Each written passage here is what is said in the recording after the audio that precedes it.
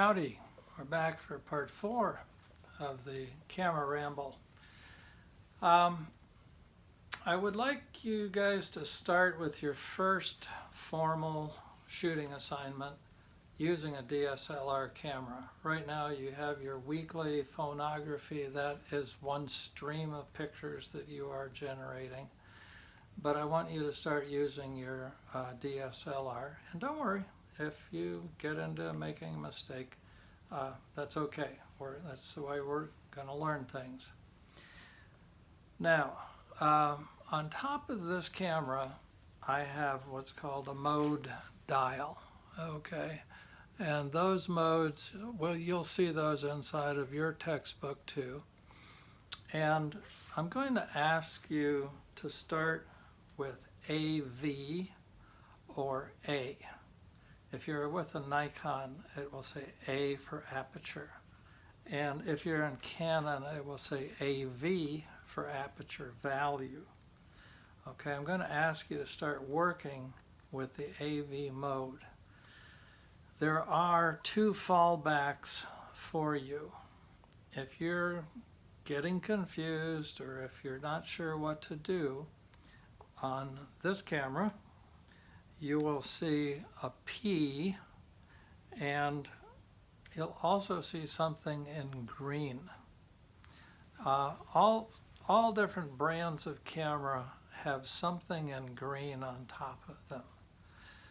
And what the green thing is fully automatic. What you've done is taken your $800 or $1,500 camera and turned it into a $500 point shoot camera.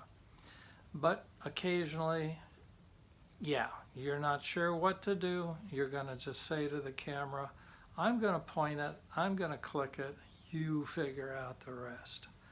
But for this assignment, and P is very similar to that, there's a couple of adjustments.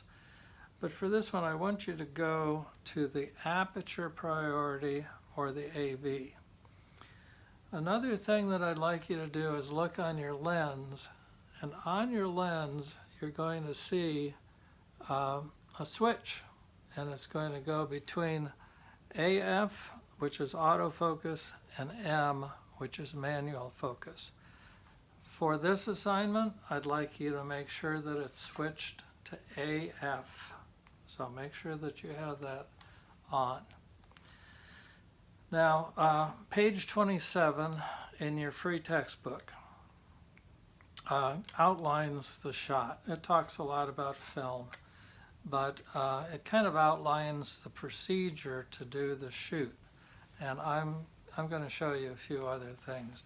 Did you notice that I just put my strap around my wrist? It's a really good idea to always either have a neck strap, a shoulder strap, a wrist strap, so that you don't bonk your camera.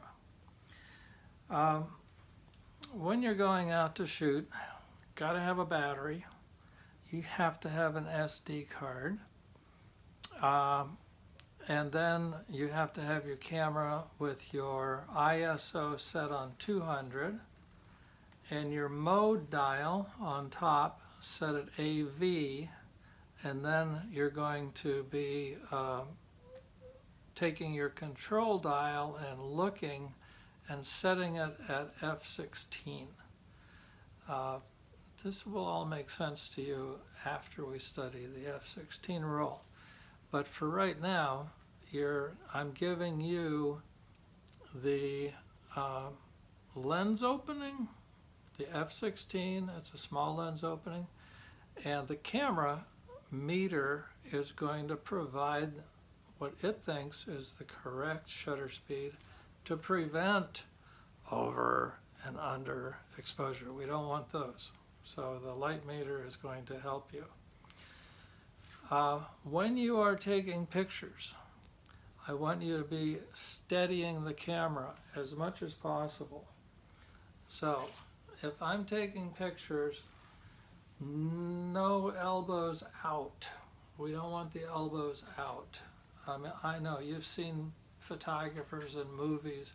They hold the camera with one hand and they just snap, snap, snap. Nah, Don't do that, okay? You want to make yourself into a tripod. So don't put your feet too close together. Have your feet kind of separated by 1.5 feet or 2 feet. Have 1 foot maybe a little in front. Very steady stance. And then tuck your elbow to your body, okay? It's up against your rib cage. And you got your leg bones, and now you're building this tripod out of your bones. Then this is going to come up, and this is going to be handling the zoom portion. You can twist the large dial forward and backwards, and you can zoom in and out. When you're taking your shot, breathe in, let half of it out, and then squeeze gently on the shutter release button. Don't jab it. If you snap too hard, you're going to rock the camera, and then your camera is going to give you a fuzzy kind of a picture. So if there's anything to lean on, I've got a big pole in the background here. This easel is very stable. I would tend to want to lean on something if possible to get my camera even steadier. Very important, like if you go to a cathedral in Europe, it's dark in there. You want to get beautiful pictures of stained glass.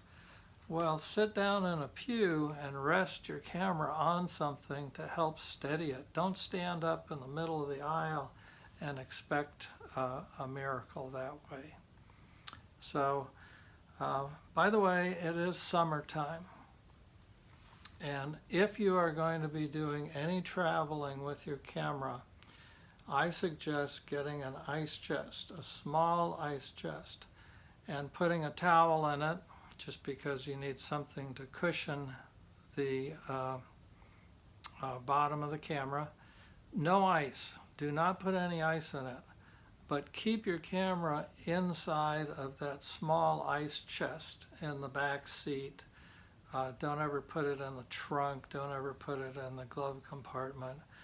Do you remember having left your phone in a car in the middle of summer, and you recover it, and it has a black screen, and it just says, I'm too hot to work. You can ruin your circuitry in your camera if it gets too hot.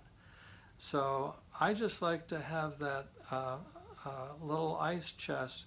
And by the way, that's an extra feature, that if you keep your camera in an ice chest and you park in kind of a iffy part of town where people break into cars and they steal things, if you have your camera inside of this cool but not cold, do not put ice in it, because you'll get condensation inside of your lens, and that's a bear. You don't want that at all.